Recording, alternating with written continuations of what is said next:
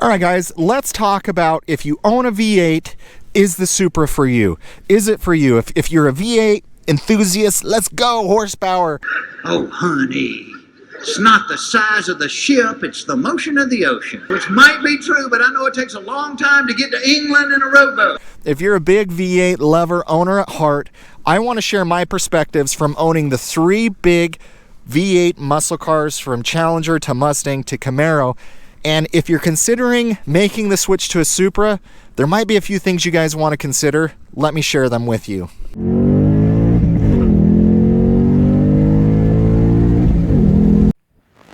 So I'm going to break this down by Challenger, Mustang, and Camaro, and who this car I think is the best transition to, the easiest transition to. And you know, these are my opinions, these are my thoughts. I've owned all three of those cars, so I think I can give a fairly decent assessment on who might make the jump best, what you need to think about, and what you need to consider. First and foremost, if you're worried about the power of this car, don't be. This car puts down, in my opinion, V8 type power.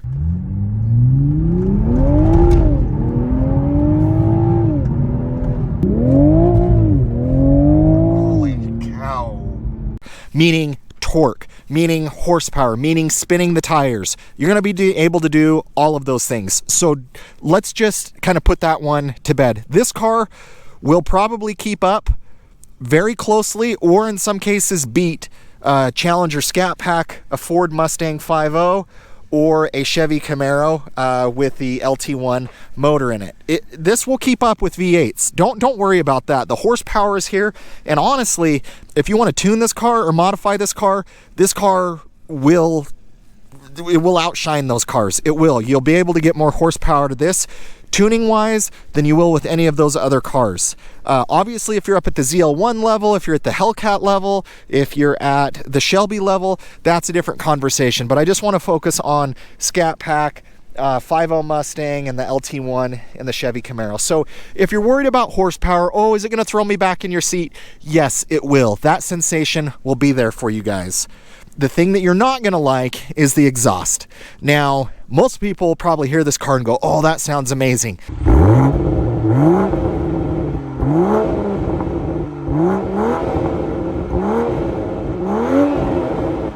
But if you come from a V8, obviously the Challenger has the deepest of the rumble. You know, the Ford Mustang is very raspy, and the Camaro's a good marriage between the Scat Pack and the 5.0.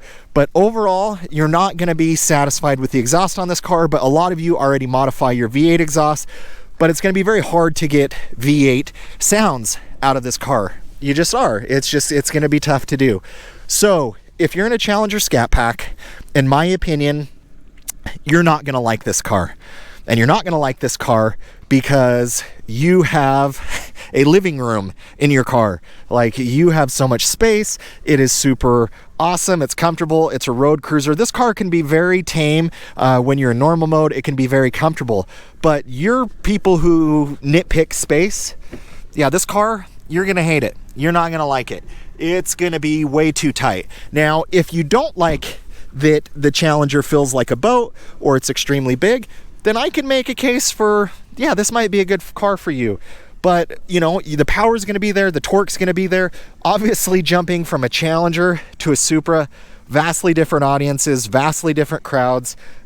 It's just a very different world. So if you're in a Challenger Scat Pack, and if you're just wanting a more nimble sports car, a smaller sports car, this could be a great option for you. But at the end of the day, most Challenger owners, when they talk about Camaros, they go, oh, visibility is terrible.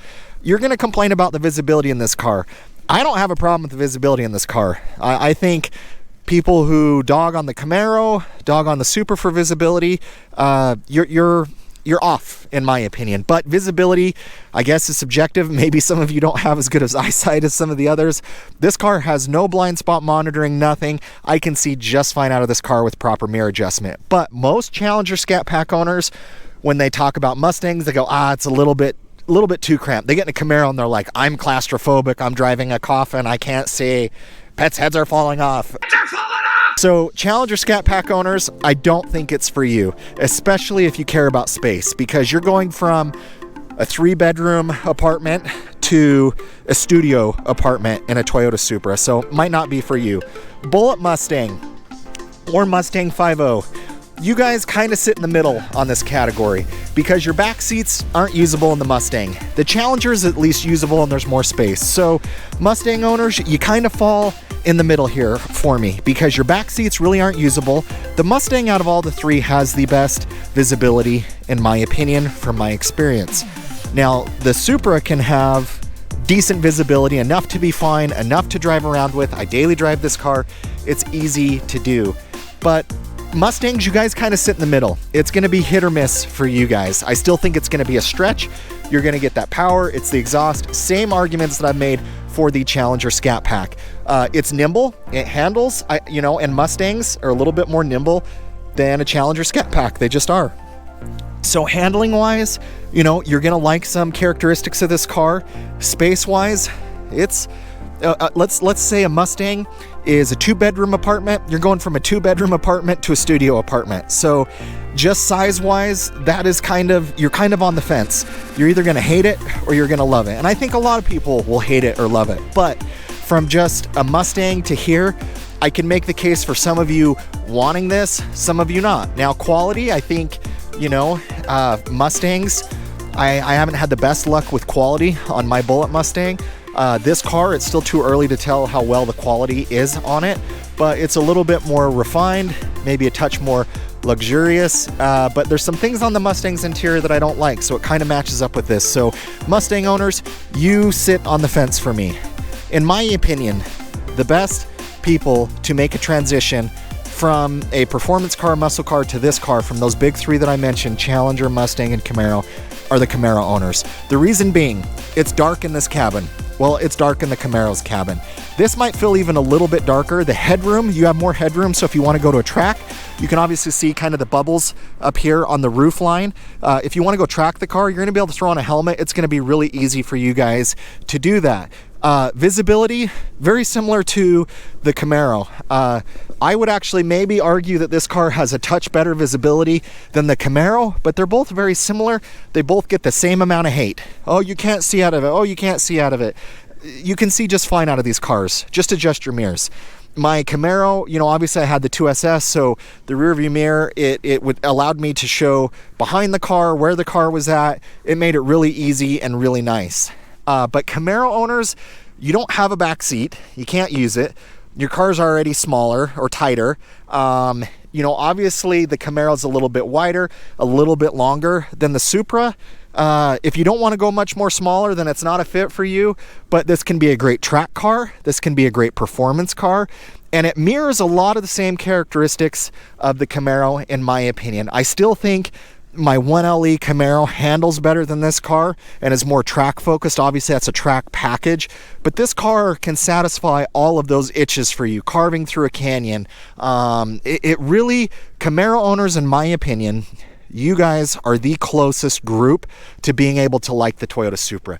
But even with that, it's not for everyone. The looks aren't for everyone.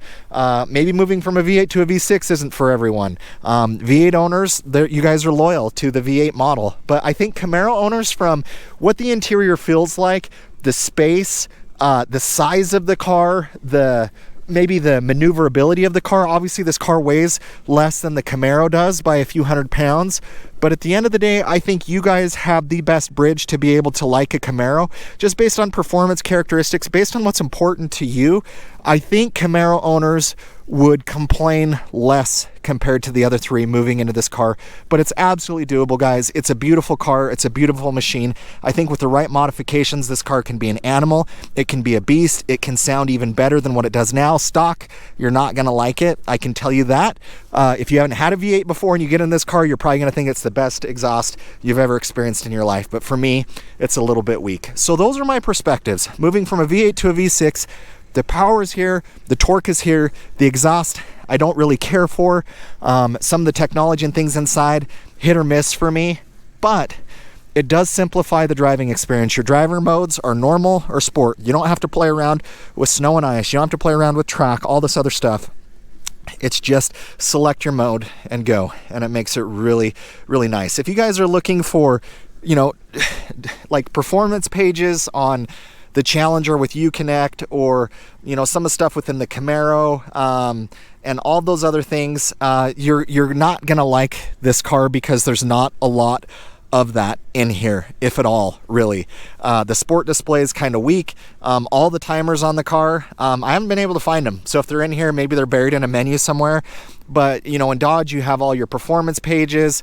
In my Camaro, I had my performance data recorder where I could record me driving, which made it awesome for YouTube, and had a lot of fun with that. The Mustang has some features. There's no interior lighting. You know, the sound system, I think, are better in some of those other sports cars compared to this. But at the end of the day, those are, I think, the reasons moving from a V8 to a V6. If you can get the sound up, it makes a lot better of an impact. But that's really the thing. The horsepower is going to be there. The torque's going to be there. I think the transition can be made. It just depends on what V8s you've owned in the past. Guys, let me know what you think of the video. If you guys have perspectives on these different cars, or why did you buy a Supra? Why didn't you buy a Supra? Why wouldn't you buy a Supra? Leave a comment down below. Let's see if we can help out the community. If some out there are considering moving from a V8 to a V6 or V6 to a V8. Those are my impressions from owning all the 3 major muscle cars. Thank you guys for watching. Please like, comment, subscribe. We will catch you on the next video.